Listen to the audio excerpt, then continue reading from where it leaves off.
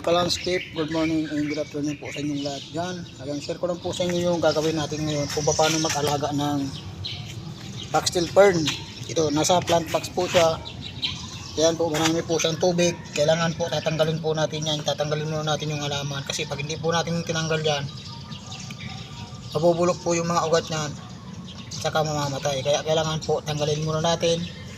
Saka malagyan po natin ng butas itong plant box na yan para yung tubig may labasan po siya. Kasi pag hindi po natin tinanggal yan, mga isang linggo, mabubulok po yan, mamatay. Kaya kailangan natin muna siyang tanggalin. Ayan, sige po mga ka-landscape kasi tatanggalin muna natin yung mga halaman na yan. Okay. May mga tubig po naka-stack. Kaya kailangan po natin tanggalin.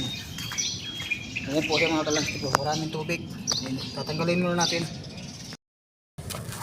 Sila po siya mga ka-landscape, tatanggalin na po natin kasi bubulok po yung ugat niyan, kaya kailangan natin tanggalin kaagad. Kasi pag inabot po ng 1 week po yan, mamamatay po yan, kaya kailangan natin tanggalin na siya. Mabutasan itong plant box.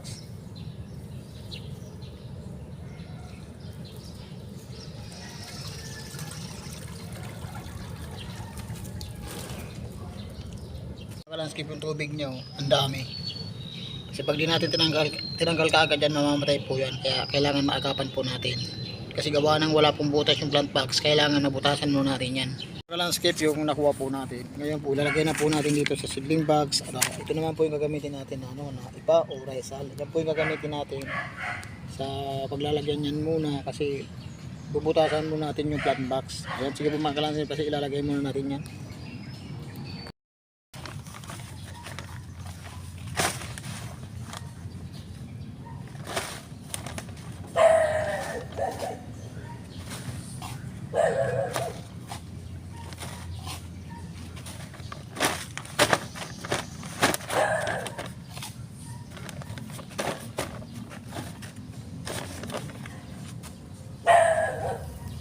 Yan na po mga ka-landscape. Bali, ilalagay muna natin sa seedling bag kasi hanggang lipan natin ang baka, nabubutasan yung plant box, tapos natin yan ibabalik.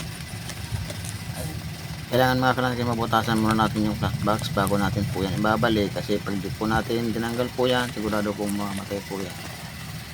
Bali, ilagay muna natin sa seedling bags. Yan mga ka-landscape po. Kasi mahal din po kasi yung halaman na yan, kaya kailangan iingatan po natin. Yan, kasi parang mga tao rin po yan mga ka-landscape, kailangan din natin ang bantayan, alagaan. Yan, kasi yan po yung nagpapaganda sa ating kapaligiran o mga bahay. Kaya kailangan din natin sila mga ka-landscape alagaan ng maayos.